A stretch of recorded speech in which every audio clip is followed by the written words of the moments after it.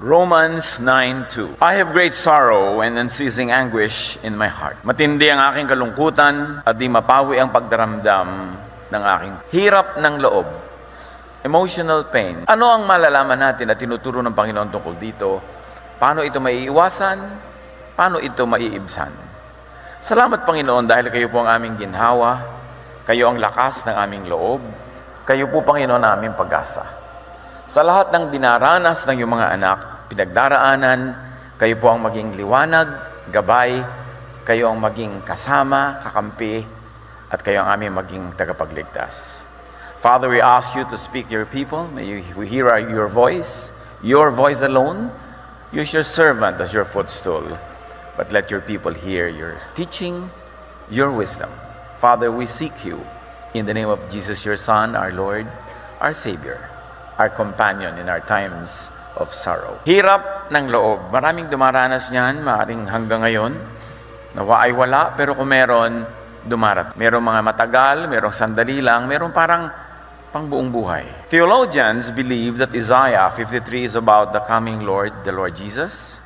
Verses 3-4, He was hated and rejected. His life was filled with sorrow and terrible suffering. He suffered and endured great pain for us. Dinanas ni Jesus ang lahat ng hirap upang lalo niyang maunawa ang sangkatauhan, upang lalo niya tayong matulungan sa mga hirap na ating dinaanan at daraanan. Jesus knows emotional pain. He understands and helps people. At yan ang mahalaga na ang Diyos ay nagkatawang tao, naging tao, upang maramdaman ang nararamdaman ng tao at upang ang kanyang pagka-Diyos ay lubusang magamit sa pagtulong sa tao. And with God's help, we should avoid or minimize emotional pain. Life is short, but it's long enough to enjoy the blessings that God gives. That's why we should eliminate all unnecessary elements in our lives that make us suffer. Avoid possibly painful situations, especially prolonged or permanent pain and discomfort caused by our decisions. Meron tayong mga ginagawa na alam nating ang pupuntahan lifelong or prolonged suffering. Like avoid prisons. May mga ginagawa tayo na ang pwede maging ending, mag-sorry ka lang, tapos na meron naman talaga makukulong ka because you go against the law.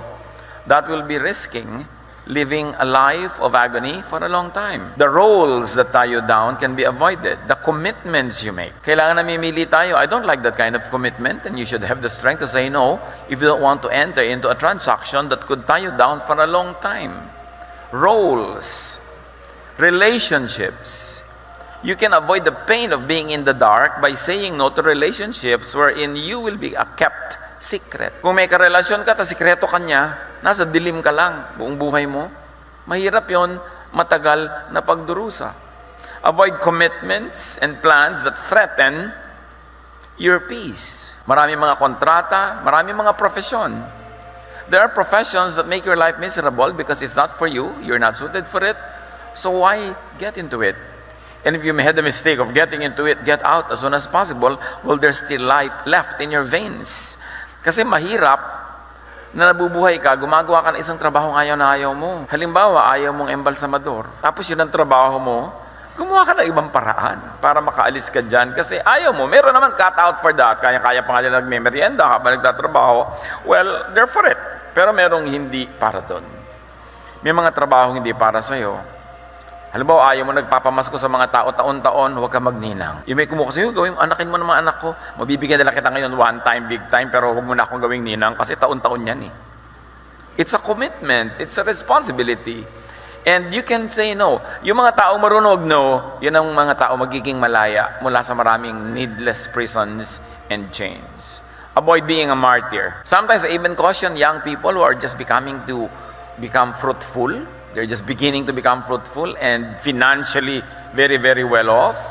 Tapos lahat ng mga tao lumalapit sa kanila, lahat ng kamag-anak, and say, look, if you do not want and you cannot and you're afraid of or you're stressed about keeping this for life, you might as well put a cap on it right now. Huwag mo silang sanayin. Kasi pag nakasanayan ka lagi sinasandalan, hinihingan, buong buhay yan. Mahirap takasan niya ganyan mga role.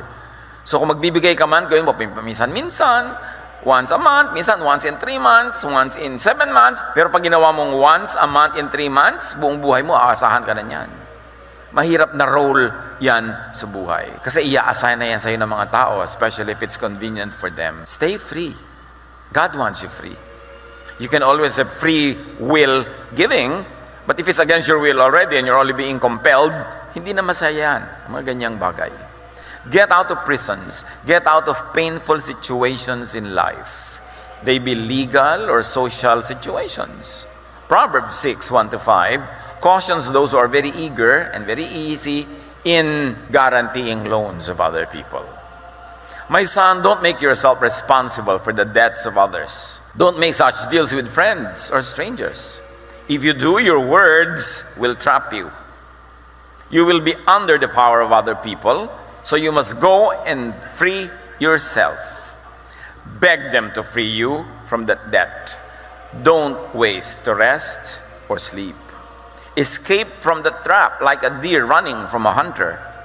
Free yourself like a bird flying from a trap.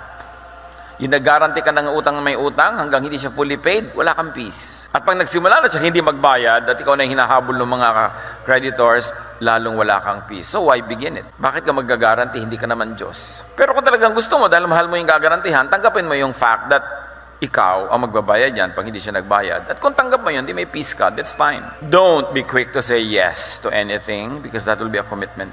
Neither to say no very quickly because you might miss out on something very good. So mostly, especially when you have time, say, let us see. Yung marunong ka magsabi, sige, hintayin natin, pag-aralan natin, huwag oo ng oo. At lagi natin sinasabi, don't say yes when you're happy because when you're happy, you have a tendency to say yes. Don't say no when you're sad, and don't commit when you're angry. Don't do something or say something when you're angry. Lahat kasi yan lumilipas pagdating ng panahon. Naiiba yung mood mo, naiiba yung takbo ng utak mo, pero natali ka na sa sinabi mo, kaya magdahan-dahan sa pagsasalita. Hirap ng loob, anong laban natin dyan mga kapatid? Strengthen your spirit. That's our only defense against all of these onslaughts that come from the outside. Psalm 55:22, our Lord, we belong to you. We tell you what worries us, and you won't let us fall. Pag alam natin yon, inuulit-ulit natin sa ating sarili at dinidibdib natin, yun ang magiging lakas natin, yung katotohanan ng Panginoon ay nasa atin, pwede natin siyang sumbungan, pwede natin siyang sabihan, at tayo iniingatan niya. Psalm 73:26, my body and mind may fail, but you are my strength and my choice forever. Lakas ng loob, lakas sa loob, pananalig sa Panginoon. At paano natin yan mapapalakas? I cannot tell you. Nobody can tell you. You have to find a way between you and God, how to strengthen your faith, how to strengthen your relationship with God to the point that it becomes your shelter in times of difficulty and even in times of happiness. Strengthen your spirit with a very practical power like a bank, parang bangko, pwede ka magdeposito. A bank of peace, joy, and happiness in your heart. Pwede yun. Ituring natin mga kapatid na merong bangko sa loob ng puso natin na pwede tayong mag-deposit ng mag-deposit. Mag-deposit kayo lagi ng kabutihan, kagandahang loob, kapayapaan. Sa panahon ng gulo, pwede nyo yun i-withdraw to balance you. Romans 14:17, ang paghahari ng Diyos ay tungkol sa matuwid na pamumuhay, kapayapaan, at kagalakan na ipinagkakaloob ng Espiritu Santo. Ganun na gawin nating lifestyle. Yung tahimik, payapa. Hindi tayo naghahanap ng away, hindi tayo sumasali sa away ng mga nag-aaway, hindi tayo nakikigulo. We always minimize pain, maximize pleasure and happiness, and do the most good. And that becomes our lifestyle. At pag yun ang lagi natin dinedeposit doon sa bangko sa loob ng ating puso, sa panahon na magulo, sa panahon na hindi mo maiwasan na may mga kaguluhan sa buhay, doon ka kahugot ng lakas. Marami, makikita mo kumisan sa social media, pag kami nagdumadaing, mga sinasabi, sabi nila, hugot. Pero bakit ang alam lang nating hugutin yung negative? Kasi maraming nakastore na negative. So pag nagalaw ng konti, huhugot ka rin ng sarili mong pain, ng sarili mong sorrow. Kung ang iniipon natin sa puso natin ay goodwill, kindness, goodness, peace, pag humugot ka, yun ang lalabas. Kapayapaan, tibay ng loob, pagmamahal, tiwasay. na buhay. Pag ganito ang ginagawa natin, ang ating puso will become a fortress with springs inside it. In the olden days, when fortifications meant physical walls, they had to be built around springs of water, especially in the desert. Para pagka mga kaaway mo, pinaligiran ka, hindi ka pinalalabas para makakuha ka ng pagkain, nilulusob ka, meron kang lakas na galing sa loob. And usually you need a spring of water kasi mahalaga yung water for survival. But when you develop a very spiritual and a godly lifestyle, there is that spring of living water welling up from within you. And this is the Spirit of Jesus, who is the living water. Hindi mo kailangan pasayahin ka ng tagalabas, hindi mo kailangan kausapin ka, himasin ka, palakasin ang loob mo ng tagalabas kasi mismong sa loob may nanggagaling na lakas. At meron tayong salita dyan, lakas ng loob. At nangyayari yun pag buo ang loob, pag matining ang loob. Yan ang napapabayaan natin yung konsepto natin na loob, na kilalang-kilala ng ating mga ninuno, na kailangan na lagi mong inaalagaan yung loob, yung kalooban, yung damdamin, yung puso, yung nadarama, yung espiritu, kasi yan ang tunay na ikaw. At diyan ka kukuha ng lakas sa loob, sa ating espiritu.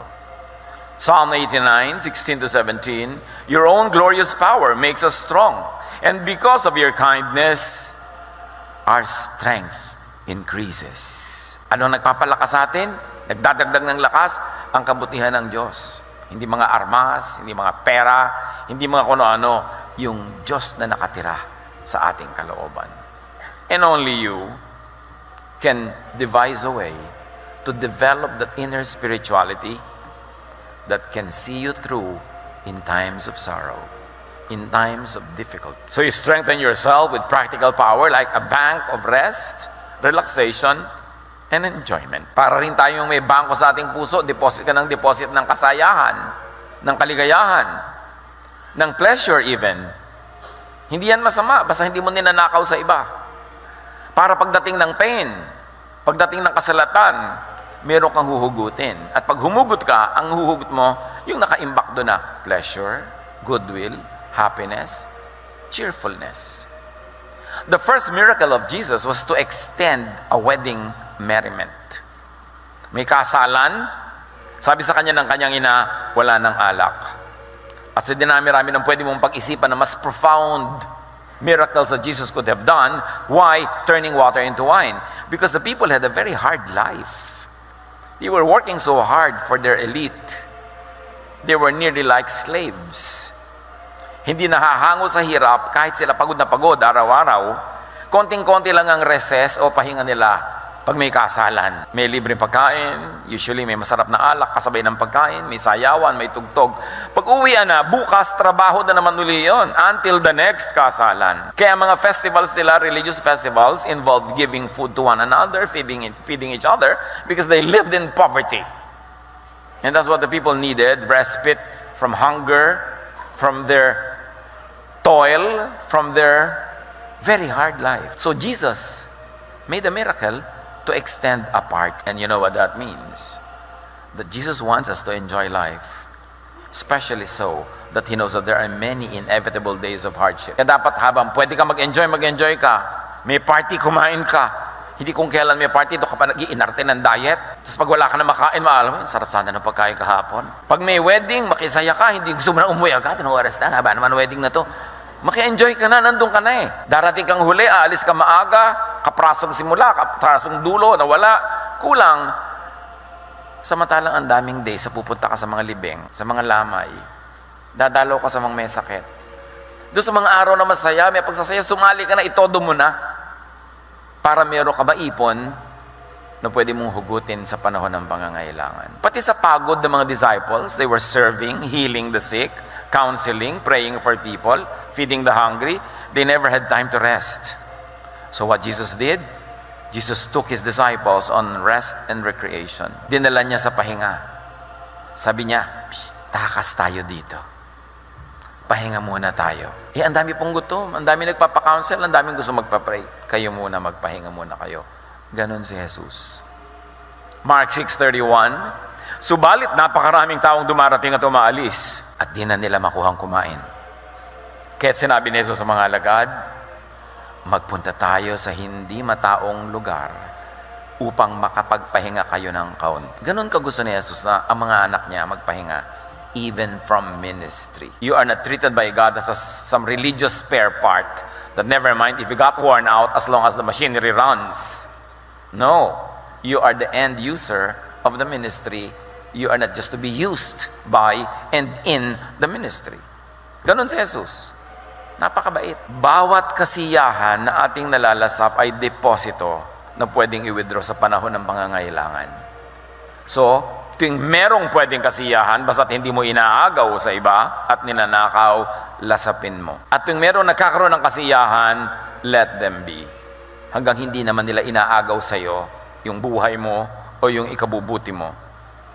Meron naman nagkatawa na lang ng malakas yung katabi sa restaurant, iniirapan na agad ni Manang. Ganyan ba ang Christian kung makatawa? Ano, mga Christian, hindi tatawa. Ang dami-dami na nga nating naturally tinitiis dahil tayo ay nabubuhay ng tama. So yung mga hindi na pwedeng tiisin at yung pwedeng enjoyin, why not?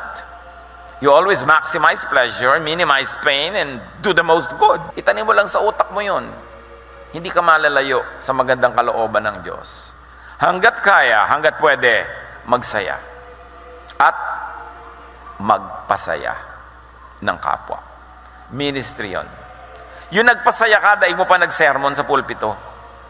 May tinulungan kang mahirap, may napapagod, binigyan mo ng pahinga. May nangangailangan, inabutan mo ng kailangan niya. That is high religion. Anong sabi sa Bible? A religion that is pleasing to God is this, to visit orphans and widows in their distress, and to keep oneself unstained from the world. Yun ang napaka-eloquent na teaching, napaka-eloquent na theology. Love, because that is the doctrine of Jesus. Strengthen yourself with practical power like people to share life with. Friends multiply our joy and divide our sorrows. Sometimes then they divide our money. Pero ganoon talaga, di ba? Bigay-bigayan, panapanahon. Meron ako ngayon, wala ka, so let's divide what I have. Meron ka bukas, wala ako, so let's divide what you have. That's what life is all about. Huwag sobrang maging makasarili na ayaw mo nang maabala ka ng kapwa na hindi ka na tuloy nagiging mabait. Sikapin natin na sa buhay natin kung magpupundar tayo, a few material things and a few good friends. And you invest your time, your talent, your treasure in people so you could develop and nurture a relationship that will bind and will hold in times of need. Ecclesiastes 4:9-12. Two people are better than one. When two people work together, they get more work done. Kaya two women are grinding at the mill, two men are working in the fields. Laging merong mas malaking benefit kung meron kang katulong. If one person falls, the other person can reach out to help. But those who are alone when they fall will have no one to help them. Even in traveling, young people like to travel alone so they can move at their speed, in their direction, the way they want. But when they fall, who will pick them up, especially in a foreign land? You have heard of tourists in beautiful islands, mag-isa lang sila, frolicking in the sun, who step on some exotic something in the sand and get poisoned and die.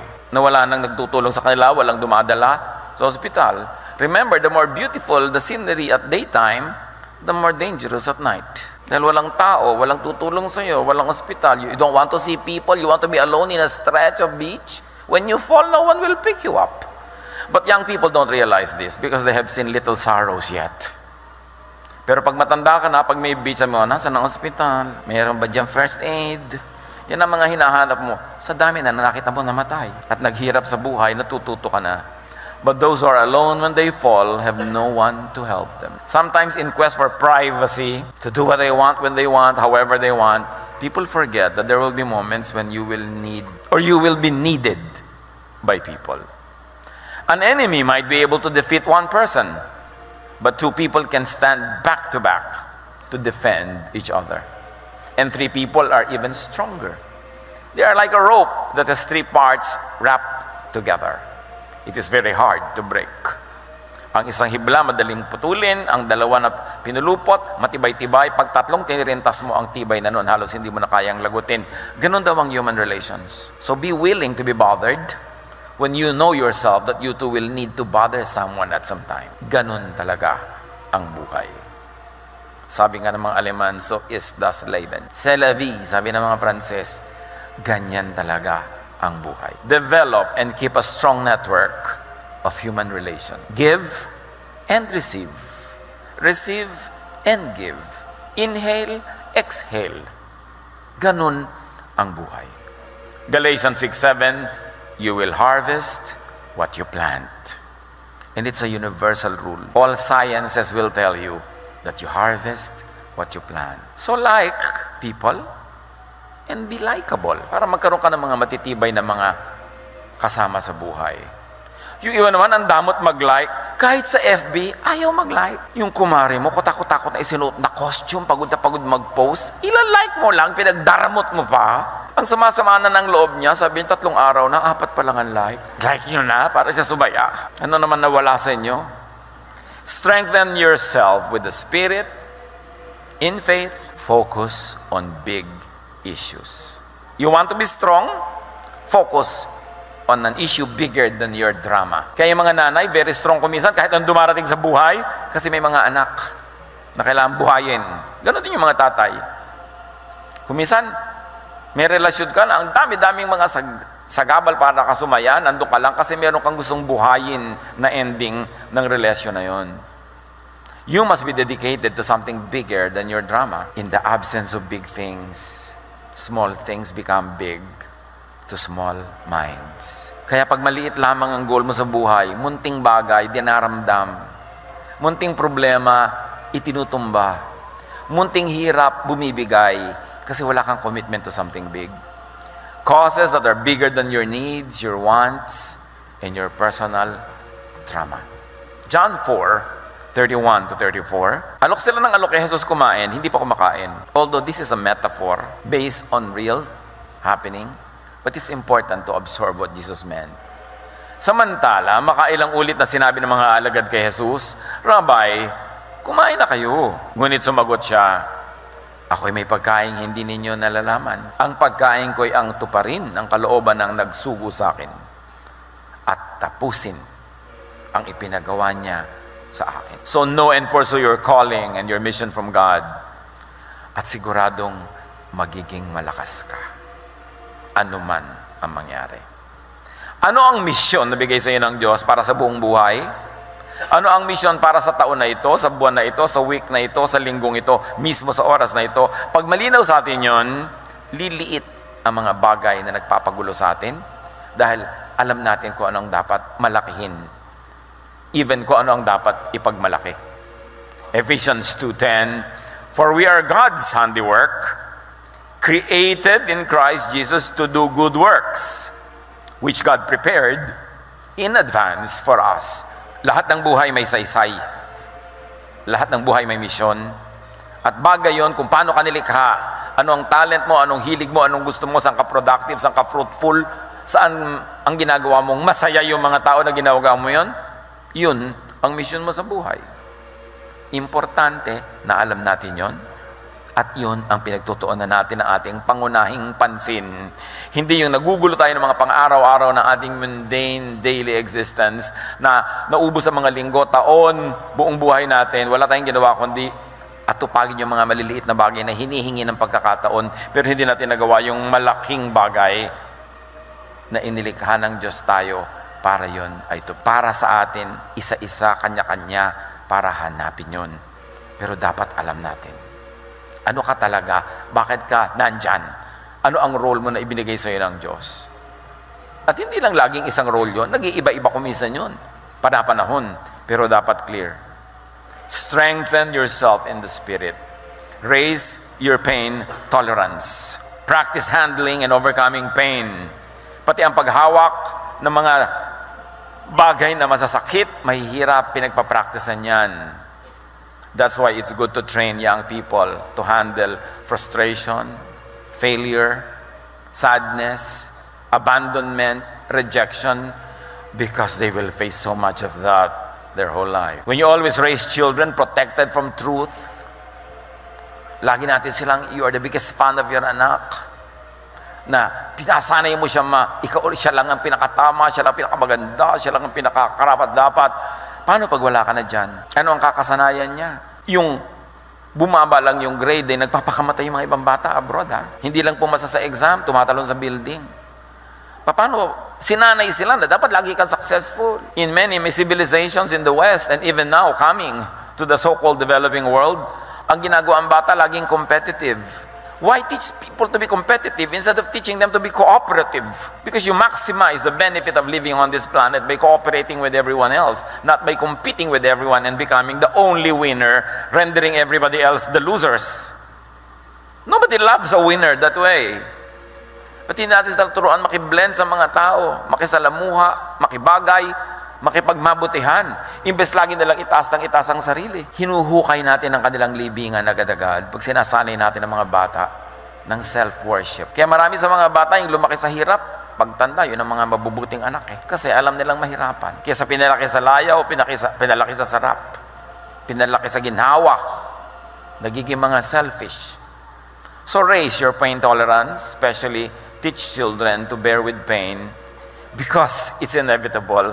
There's a lot of parts of life that are painful. Yun ang katotohanan. Practice handling and overcoming pain, and graciously face those necessary little daily pains. Do not overprotect people, and develop muscle memory in pain management. Sa athletics, sa dance, kahit saan sa music, practice. Kasi nagkakaroon ka ng muscle memory. Yung alam na ng muscle mo, nakataon mo gagawin, pag umikot, pag tumalon, sanay na, hindi mo naisipin. Pag pinractice mo rin ang sarili mo sa hirap, pag dumating yung hirap, alam na niyang gagawin. You will not only survive, you will prevail. Kasi meron kang practice.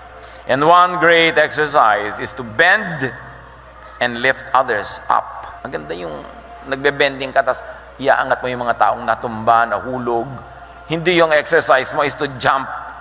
Tapos paglulunod ng dagan mo at pagtatatalunan mo yung natumba. Kailangan lagi tayong tumutulong sa kapwa. Merong hiwaga na pag tumutulong ka, ang ending, ikaw ang natutulungan. May hiwaga yon, pero totoo yon. Commiserate with others. Matutong makiramay. Matutong sumali sa buhay ng mga tao, even at the point of sometimes sacrificing your schedule for that day, for that moment, dahil may inaccommodate kang iba. Romans 12:15, mourn with those who mourn. Master the spiritual skill of resting in Jesus. Yung pagod na pagod ka, rejected na rejected, bigong-bigo, sabi ni Lord sa Matthew 11:28, if you are tired from carrying heavy burdens, come to me and I'll give you rest. Hindi ka pumasa sa exam, ikapito na. Go to Jesus. He's going to give you rest. Yung anak, ganyan talaga. Bibigyan ka niya ng dahilan para matanggap mo yan, magpahinga ka, at kung kailangang ulitin mo, pero hindi naman bukas agad, rest. Nakakapitong nobyo ka na. Wala pang matapat na tama. You have kissed so many toads and nobody turns out to be a prince. Ang dami-dami ng kulugo ng uso mo. Kahalik mo ng palaka. Sabi ni Lord, come to me and I'll give you rest. Yung babae sa balon, sabi ni Jesus, call your husband so we can correct your life. Sabi niya, I have no husband. Sabi ni Jesus, you're right. Because the 5 men that have been through your door were never your husband. And the man in your house right now is not your husband either. Call him anyway. Hindi siya nang-condemn. Pero ang ibinigay niya, alam niyo ginawa ng babae niya, iniwan niya yung palayok na pang-igib niya ng tubig, kasi siguro pampaligo ni Pogi. Kaya tanghaling tapat, umiigib ang babae. Kailangan siguro ng lalaki sa bahay ng tubig. Iniwan niya yon, sinabi niya sa mga taong bayan, may nakausap ako, sinabi niya buong buhay ko sa akin. Ito na kaya ang hinihintay natin. And the whole town went to Jesus and prevailed on Jesus to stay 3 days to teach them. You see? Nagkaroon siya ng bagong priority, hindi lang umigib ng tubig, kundi naging missionary siya ng Panginoon at nakakita siya ng kabuuan sa kanyang mga kulang sa buhay. Ang binigay ni Jesus, hindi condemnation, rest. Saan kayo kailangan magpahinga? Kay Jesus kayo magpunta kasi siya magbibigay ng rest. Yung iba, minsan sa times, magulang mo pa. Pagod na pagod ka na, sisisihin ka pa, papagalitan ka pa. Pero kay Jesus, rest. Nasubok niyo na ba yan? Sabi niya, come to me. Do it my way.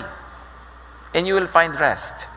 Sabi niya, my yoke is easy and my burden is light.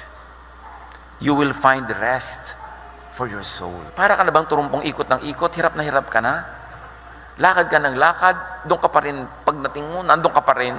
Kasi pala, sumakay ka lang sa Ferris wheel. Wala ka nararating ikot ng ikot. Sabi niya, come to me, I'll give you rest. 1 Peter 5:7 echoes this, cast all your anxiety on Him, for He cares. So survive emotional pain, but first, accept your pain. Lahat tayo may daladalang pain. Kung malungkot ka ngayon, edi malungkot ka. Yung iba naman kasi namatayan, iyak ng iyak yung namatay. Huwag ka na umiyak. Kailan ako iiyak? Nakita mo ngayon namatay eh. Bukas pa ako iiyak. Sabi sa Ecclesiastes 7:14, when times are good, be happy. But when times are bad, consider this. God has made the one as well as the other. At sabi na Ecclesiastes 3, talagang may time to weep, may time to laugh, may time to be happy, may time to be sad. So para ma-minimize ang stress mo sa buhay, flow with time. May oras talagang ganon. Hindi naman lagi yan eh. Not even sorrow is permanent. Not even pain is permanent. But when it's there, face it, let it happen, and it will pass. Lamentations 3:31-33, mahabagin si Yahweh at hindi niya tayo itatakwil habang panahon. Bagamat siya'y nagpaparusa, hindi naman nawawala ang kanyang pag-ibig. Hindi niya ikinatutuwang tayo'y saktan at pahirapan. Kaya yung parusa na yan, dapat nating unawain. Pag mayroong may nagawang mali, sasabihin ng iba, ayan, pinaparusahan ng Diyos. God does not step down from His throne and make an individual choice to make you suffer when you do something wrong. Parusa is automatic consequence of natural law. Kahit ka madadasalin, naglakad ka sa madulas na daan, nadulas ka, may gravity, tumama ang ulo mo sa bato, nabiyak ang iyong utak, namatay ka. Natural law. Hindi kailangan sabihin ng Diyos, naglalakad siya, itutumba ko siya, at tinatama ko ang ulo niya sa bato, bubulwak ang kanyang mga utak, at siya mamamatay. No, that's natural. So to respect God, you have to respect natural law. Kaya sabi, bagamat siya nagpaparusa, which really means He lets nature take its course. When you do something wrong, God does not step down to exempt you from the consequence of that natural act. Therefore, merong tinatawag na parusa. Pero hindi siya mahilig magparusa dahil hindi naman nawawala ang kanyang pag-ibig. Yun ang sabi ng verse. He loves and rescues. And when God rescues us from the natural effect of our natural causes, yun ang tinatawag nating miracle. Magtataka yung iba, bakit po yung mga pastor nasunog sila lahat sa isang hotel? Paano? Meron nagkaroon ng short circuit, nag-apoy yung hotel, nakasara ang fire escape. Natural causes. Natural law. When you want to respect God, you respect natural laws because God is the author of natural law. Don't disregard natural law, then ask God for an exemption and ask God for a miracle. That can happen, but that is rare. You cannot expect that. Kailangan, kung ayaw mong maparusahan, huwag kang gumawa ng pinagbabawal ng Diyos. Ganun lang kasimple. Sometimes hindi ko gumawa, pero kasamahan mo, mahal mo sa buhay, kamag-anak mo, nadadami ka, kasi we're all in this together. That's why we live responsibly. Kasi kumusta dahil sa iyong irresponsibility, napapahamak kayong anak, napapahamak kayong asawa, napapahamak yung nag-guarantee sa utang mo kasi hindi mo nabayaran. When all this happens, take shelter in Jesus. Psalm 42:11, why am I discouraged? Why am I restless? I trust in you, and I will praise you again because you help me, and you are my God. So nakita natin dito, positive attitude. Nahihirapan ako, nadi-discourage ako, what I will do is, I will praise you. Hindi pa natin nahuhukay ang hiwaga ng katotohanan ito, but when we praise God, and we are thankful, and when we are grateful, things happen. The universe realigns to favor us. Because God loves it when the climate of thanksgiving, when the climate of gratitude is prevailing. Kaya dapat marunong tayong magpasalamat. Marunong tayong pag may kulang, ay ipagpasalamat natin yung nandun. Marunong tayong magpasalamat kahit may kulang, kahit may nararamdaman tayo. Masakit ang paa ko, pero salamat, hindi masakit ang ulo ko. Dapat lagi kang maghanap na ipapasalamat. Kasi pag nagpapasalamat ang tao, time and again it is proven. And the verses of Scripture say that, naiiba ang takbo ng buhay when people are thankful and grateful. Merong hiwaga. Kung hindi mo kayang unawain, sundin mo na lang. Philippians 4:6-7, huwag kayong mabalisa tungkol sa anumang bagay.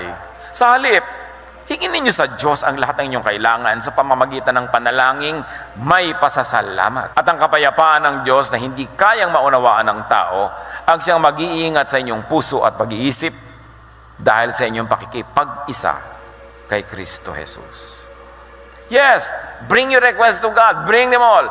But accompany every request with thanksgiving. Don't go there as if you're asking for something you deserve.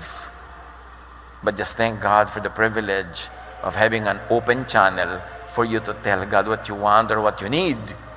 Even that by itself is a privilege.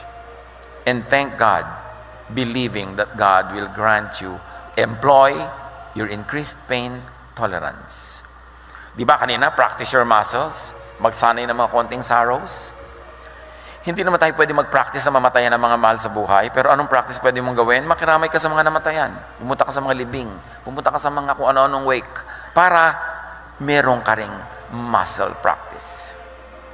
Pag dumating sa buhay mo yon, may huhugutin kang lakas na naituro na sa iyo ng karanasan ng pakikiramay sa iyong kapwa. Pakikiramay sa kanilang mga kabiguan, mga kalungkutan, mga pagkalito, ganun din ang magiging bunga. Napaka-importante. Isipin natin yan. 1 Corinthians 4:8-9. Kabi-kabilaan ang pagpapahirap sa amin, ngunit hindi kami nalulupig. Kung minsan ay nababagabag, ngunit hindi kami nawawala ng pag-asa. Inuusig kami, ngunit hindi pinababayaan. Napapatumba kami, ngunit hindi lubusang na ilulugmok. Ganun yung merong lakas sa loob. Nadadapa ka rin, nakakamali ka rin, nagkukulang ka rin, nalulungkot ka rin, nakakalimot ka rin paminsan-minsan, pero hindi yan sumasagad hanggang labas lang kasi may ibang nakatira sa loob, ang Espiritu nun. Kaya yan ang dapat na patibayin, kalooban, pananalig. Everything is won in the spiritual realm. Our battle is not against flesh and blood, but against principalities in the air. True defeat, true victory does not happen in the physical world. It happens in the realm of thought. It happens in the spiritual world. When you win spiritually, in the realm of thought, the body, the planet, the physical world will just follow. Pag natalo ka dito sa mundong ito, nakita na physically natalo ka, ibig sabihin may nauna ka ng pagkatalo doon sa spiritual world, sa thought, sa faith. Kaya dapat ang tunay na pakikidigma doon sa realm of thought na tinatawag nilang in the principalities in the air. Ang nakikita natin sa mundo, representative lang yan ang nangyayari doon sa hindi natin nakikitang spiritual world. Nandun ang tunay na tagumpay. Kaya ang dapat nating palakasin ang ating spirito, ang ating pananalig, ang ating paninindigan, ang ating loob. Now find every available relief and comfort, especially when you're going through difficulty. Hebrews 10:25, huwag nating kaligtaan ang pagdalo sa ating mga pagtitipon, gaya ng nakasanayan ng iba. Sa halip, palakasin natin ang loob ng isa't isa. Kaya mahalaga yung fellowship. Mahalaga yung meron kang maliit na group na magkakapalagayang loob kayo, magkakakilala kayo, inaabala ka nila, inaabala mo sila, nagtutulungan kayo. Yun ang itinuro ng Panginoon paraan para mabuhay, mapagtagumpayan ang mga darating na mga hirap, mga sakit, at mga pangangailangan. It's important. And find a helper and healer in time. Sabi nga nila, time heals all wounds. Nearly all. But what is important is this. The pain of whatever sorrows or difficulties or hardship will wear off with yung iba. At nababalitaan natin yan, nakipaghiwalay lang ang girlfriend, magpapakamatay. Ang hindi na-realize sa mga young people kasi, ang sakit niyan pero lilipas din yan. Pero alam niyo kung bakit? Ang dami nagpapakamatay ngayon young people. Ang dami. It's almost epidemic. Wala silang practice masaktan. Pinalaki sa layaw. Laging, anak, ang ganda-ganda mo. Pero mami, sabi po nila, ang laki-laki ng mata mo. Huwag ka maniwala, anak. Close your eye. Lagi na lamang na ini-spoil natin sila. Sabi sa ganun, talaga anak, may magagandahan sa'yo, may hindi. Ako nagagandahan sa'yo, ang Diyos nagagandahan sa'yo. Tsaka anak, ang ganda-ganda ng kalooban. Hindi mo dapat sabihin sa bata yung mga hindi totoo just to make them feel good. Pagka napagalitan ng teacher, yung teacher ay dedemanda. Pag bumagsak, papagalitan yung tutor. Pag hindi nanalo, unfair, nadaya. Anong ginagawa niya yung bata? Wala siyang practice masaktan. Ang daming sakit sa mundo. Isali nyo ng isali ang mga anak nyo sa contest para matalo, para mag-practice. Dahil di ba ang daming talo sa mundo? Kayo, ilang beses na natalo sa pag-ibig? Walang practice. Hindi mo isinasali anak mo para manalo. Kasi 99% talo yan. Kasi siyempre, isa lang mananalo. So practice, anak, bakit, mami, natalo po ako. Uy, nakapag-practice ka, anak. Congratulations. Diba? Hindi yung magagalit ka dahil natalo. Kaya marami nagpapakamatay ng mga anak ngayon, ng mga magulang, pinalaki sila sa layaw. Walang practice. Nung araw, walang nagpapakamatay na bata. Yung nangangahoy ka sa bundok, umiigib ka sa balon, sinasakmal mo yung mga sawa, no? Dahil nang-aagaw ka ng mga palaka, dahil kukuha nila mga sawa, yung mga araw, yung mga batang laki sa hirap. Sino nagpapakamatay noon? Wala. Gusto nila mabuhay. Sabi ni Balagtas, pag-ibig ang ako'y akin nakilala, di dapat palaki ng bata sa saya at sa katuwaan kapag namihasa, paglaki walang ihinting ginhawa.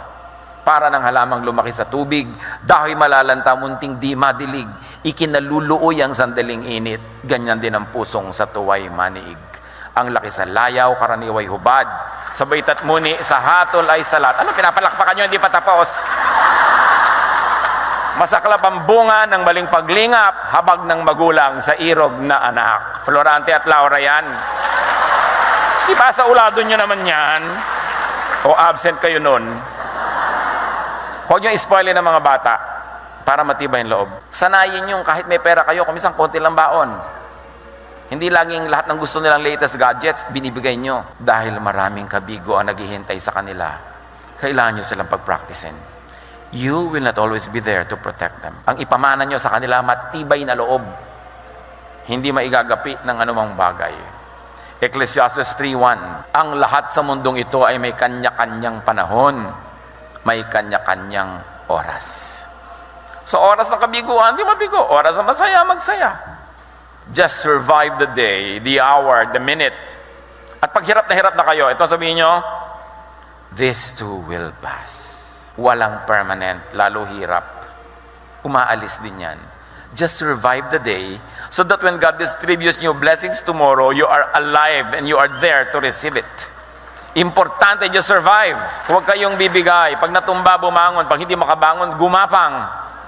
Huwag kayong titigil. And in healing, time is our friend. Isaiah 43:2, kapag dumadaan ka sa malalim na tubig, sasamahan kita. Tumawid ka man sa mga ilog, hindi ka malulunod. Dumaan ka man sa apoy, hindi ka masusunog. Hindi ka matutupok. Kasi mahal ka ng Diyos. Just survive. Learn the lesson. Pick up the pieces and live again. Habang may buhay tayo, may bagandang kalooban ng Diyos na magaganap. Langoy lang, tawid lang, daan. Just keep going and erase the pains of the past. Do not live in the past. Do not relive the past. Lalo kung painful, kalimutan mo na. Philippians 3:1, I forget what is behind and I struggle for what is ahead. Tama na yung mga sama ng loob, mga hinanakit, mga galit. Wala mangyayari. Pag lagi mo na lang yung binubuhay, kailangan kalimutan and do not create new pains. Learn from the past. Be sensitive to threats. Do not invite or entertain pain. And do not manufacture your own drama. Pag tinignan natin ang mga sorrows natin, mostly we are the manufacturer. Proverbs 3:6-8. Always let Him lead you and He will clear the road for you to follow. Don't ever think that you are wise enough, but respect the Lord and stay away from evil. This will make you healthy and you will feel strong. Panginoon, salamat. Kayo po ang aming lakas. Kayo ang pinaghuhugutan namin ng lakas. Kayo ang lakas ng aming loob. Turuan nyo kami na laging sa inyo umasa, manalig at sumunod. Pagbulay-bulayan natin ang mga bagay na ito at hanapan agad ang mga applyan sa ating buhay ngayon. Lord, sa pananahimik ng iyong mga anak sumandali, kayo po ang tumapos ng mensahe at gawing personal sa bawat isa.